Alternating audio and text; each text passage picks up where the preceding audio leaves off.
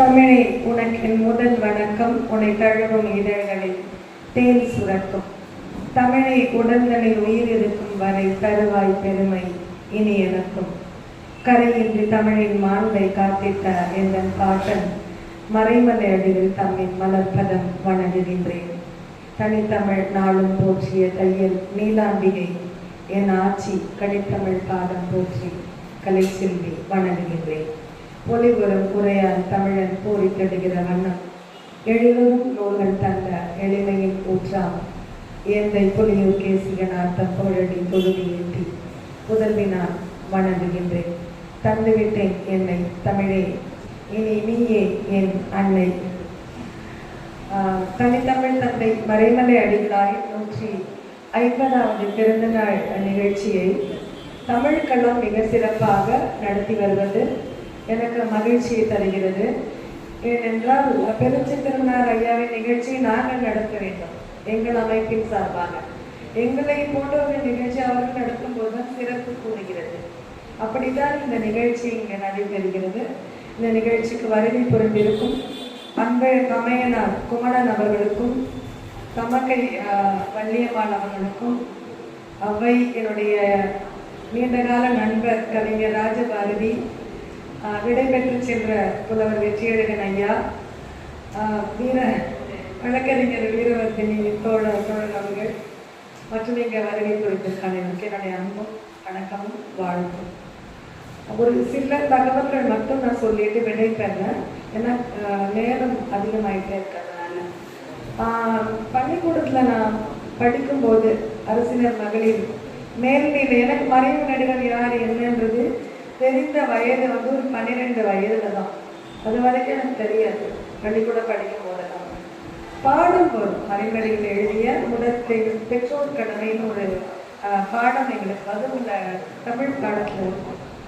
அது சொல்லிக் கொடுக்கும்போது எங்கள் அப்பா எங்கள் தமிழ் புலியூர் கேசியன் தமிழ் பாடத்தை பயிற்றுவிக்கும் போது இது உங்கள் கொள்ளு பாட்டினார் தான் அப்படின்னு அப்பா சொன்னாங்க.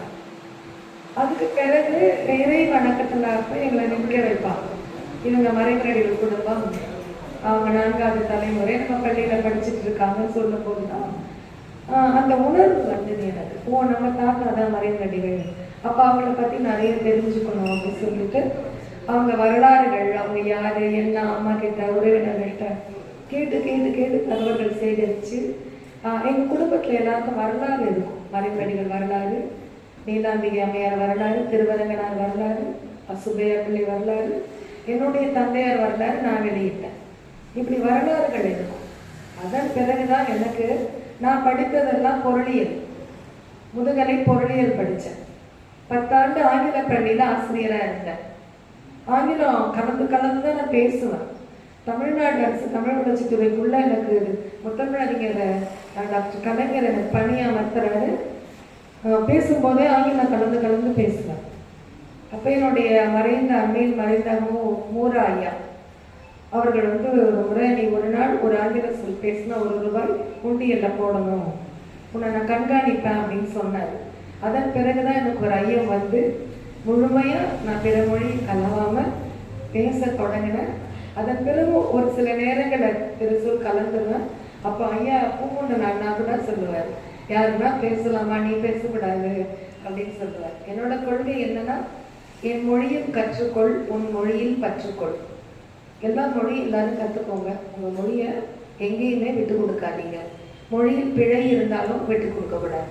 இதுதான் 2 தகவல் மட்டும் நான் சொல்லிட்டு விடைக்கிறேன். மறைமலைகள் சிலை பல்லாவரத்தில் ஒரு பள்ளிக்கூடத்துக்கு பேர் இருக்கு, அடிகளார் பேர். அங்கே ஒரு சிலை வச்சிருக்காங்க. எம்ஜிஆர் முன்னாள் முதலமைச்சர் புரட்சி தலைவர் எம்ஜிஆர் அவர்களால் அந்த சிலை நிறுவப்பட்டிருந்தது, திறக்கப்பட்டது. மிகவும் சிதிலமடைந்திருந்தது. அந்த சிலையை புதுப்பிப்பதற்கு இப்போ போனாங்க இல்லையா, சுவிட்சர்லாந்துலேருந்து என்னோட தோழி கௌரி பூர்ணச்சந்திரன் அவங்களும் மற்றொரு தோழியை எனக்கு ஒரு தொகையை அனுப்பி, அம்மா இந்த சிலை இப்படி இருக்கக்கூடாது, அதை புதுப்பிக்கணும், அதை வெள்ளையெல்லாம் அடித்து அந்த எழுத்துக்கள்லாம் புதுப்பிச்சு நம்ம பண்ணணும் அப்படின்னு சொல்லி நாங்கள் அந்த சிலையை மறுபடியும் புதுப்பித்தோம். அப்போ அந்த புதுப்பிக்கிறதுக்கு முன்னாடி இந்த சிலை மேலெல்லாம் காகத்தோட எச்சம் இருந்தது, புறாக்களின் எச்சம் இருந்தது. அப்போ தலைமை ஆசிரியர் ஒரு வாளியில் தண்ணி எடுத்துட்டு வராரு. நான் வந்து அதை தூய்மைப்படுத்திட்டு இருக்கேன். அங்கே தாத்தா உட்கார்ந்துருக்க மாதிரி நான் குளிக்க வைக்கிற மாதிரி எனக்கு ஒரு உணர்வு வந்துருச்சு. உண்மையாகவே அப்படி ஒரு நிகழ்ச்சி அந்த குடும்பத்தில் பிறந்திருக்கோம். நம்ம தமிழை வந்து சரியாக கொண்டு போய் சேர்க்கணும், பிறமொழி கலக்கக்கூடாது. அதுக்கு எனக்கு கரும்பு தின்ன கூலியாக 40,000 மேலே எனக்கு சம்பளமும் கொடுத்து தமிழ்நாடு அரசு தமிழ் வளர்ச்சித்துறையில் பணி உணர்த்த பெற்றேன். நான் அங்கேயும் எனக்கு தமிழ் பணி தான், எழுத்து பணி, நூல் தொகுப்பு, பிற மொழிகளை தமிழ் சொல் நானும் ஐயாவும் சேர்ந்து ஆட்சி சொல் அகராதி, இணை சொல் அகராதி, எதிர்ச்சொல் அகராதி இதெல்லாம் நாங்கள் பண்ணோம். இப்படி தான் எங்களுக்கு வந்து தமிழ் மேலே ஆர்வம் வந்து பாட்டனார் பேர்லையும், நீலாம்பிகை பேர்லையும், திருவரங்கனார் பேர்லையும், என்னுடைய தந்தையார் பேர்லையும் தொடர்ந்து 33 ஆண்டுகளாக இலக்கிய அமைப்பு நடத்தி எல்லாருக்கும் விருதுகள் கொடுத்து புதிய படைப்பாளர்களை ஊக்கப்படுத்தி கேசிக பேரவை என்ற என்னுடைய புலன குழுவில் வட சொல்லுக்கு தமிழ் சொல், பழந்தமிழ் சொற்கள் அறிமுகம், அப்புறம் பிள்ளைத்தமிழ் கல்வி கனடா என்ற ஒரு அமைப்பை நிறுவி குழந்தைகளுக்கு நான் ஆட்சியாகவும் எந்த நாட்டிலிருந்து எந்த குழந்தை என்னோடு பேசினாலும் அந்த குழந்தைக்கு பாரதி என்ற பெயர் சூட்டி பிறமொழி சொற்களை இயல்பாக பேசி அதற்கான தமிழ் சொற்களை நான் சொல்லிக் கொடுப்பது, நற்றினை சுருக்கத்தை கேசிகை குரல் வாயிலாக எடுத்து சொல்வது, இது போன்ற தமிழ் பணிகளை தொடர்ந்து நான் இயங்கி வருகிறேன்.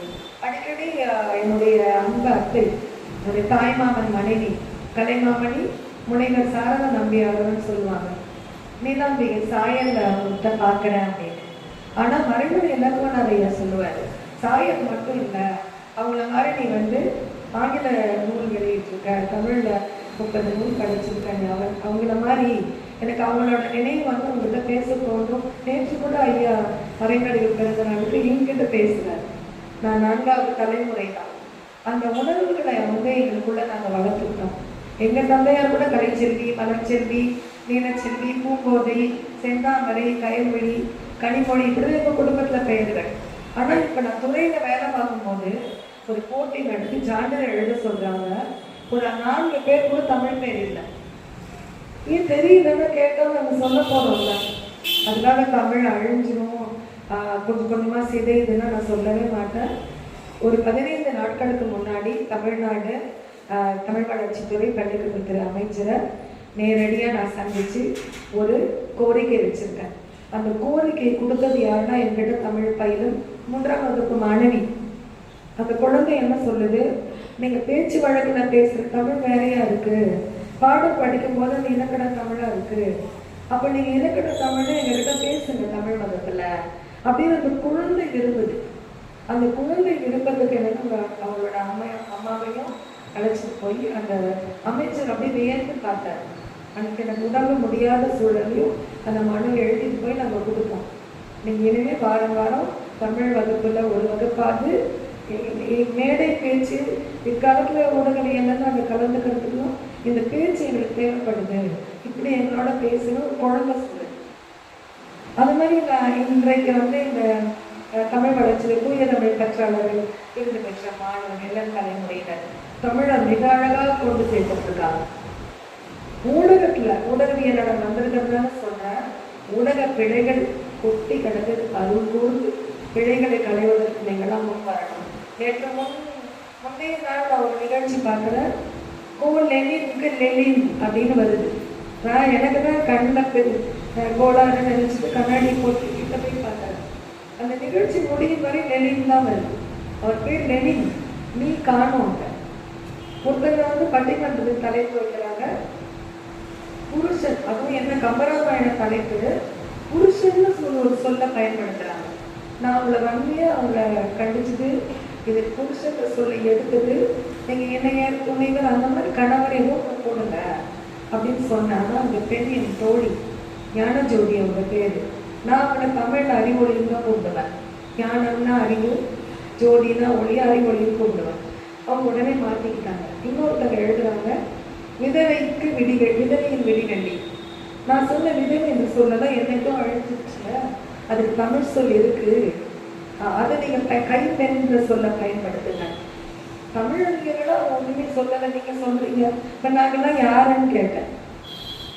சில பேர் இறுதி வரை ஒத்துக்கவே மாட்டாங்க, அந்த பிழையை திருத்தவே மாட்டாங்க. இதே ஒரு சின்ன கடையில் போய் நான் சொல்கிறேன், எங்கு பழைய நகை வாங்கப்படுன்னு எழுதியிருக்கு. நான் சொல்கிறேன், எங்கே தமிழ் நொண்டி அடிக்குது, ஏற்கனவே தமிழில் இவ்வளோ பிரச்சனைகள் இருக்குது, நீங்கள் இப்படி எழுதலாமா, மாற்றுங்க, நீங்கள் ஆசிரியராக வகுப்போட நிறுத்திக்கோங்கன்னு அறியலை. ஆனால் அடுத்த வாரம் நான் போகிறேன், புதுசாக ஒரு பலகை வச்சுருக்காரு, வாங்கப்படன்னு எழுதி.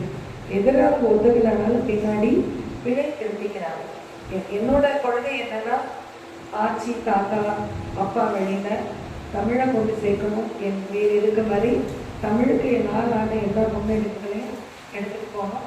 இங்கே உள்ள பெண்கள் கிட்ட நான் ஒரே ஒரு கோரிக்கை, என்னோட ஆட்சி வீராமி அம்மையார் பேரில் தமிழ்நாடு மூன்றில்னு ஒரு அமைப்பு தொடங்கியிருக்கேன்.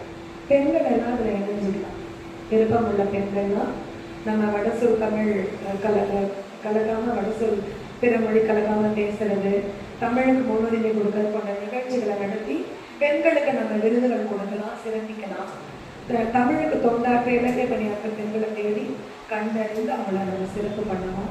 இந்த மாதிரி இதுக்காகவே இந்த அமைப்பு தொடங்கி அதுவும் செயல்படுது. சந்தை பேர் இலக்கிய அமைப்பு 13 ஆண்டாக செயல்பட்டது. இன்றைக்கு எத்தனையோ இழப்புகள், அப்பா அம்மா அக்கா தம்பி எல்லாரும் இழந்து நான் உயிரோடு இருக்கேன்னா இன்னைக்கு என்னோட தமிழ் மட்டும்தான். தமிழ் அன்னையின் விரலை பிடித்து கொண்டு நான் ஒரு சிறுமியாக தான் இன்று வரை நடை போடுகிறேன். என் உயிர் இருக்கும் வரை தமிழுக்காக என்னாலான எல்லா பணிகளையும் மேற்கொள்வேன் என்று கூறி விடை தருகிறேன். நன்றி.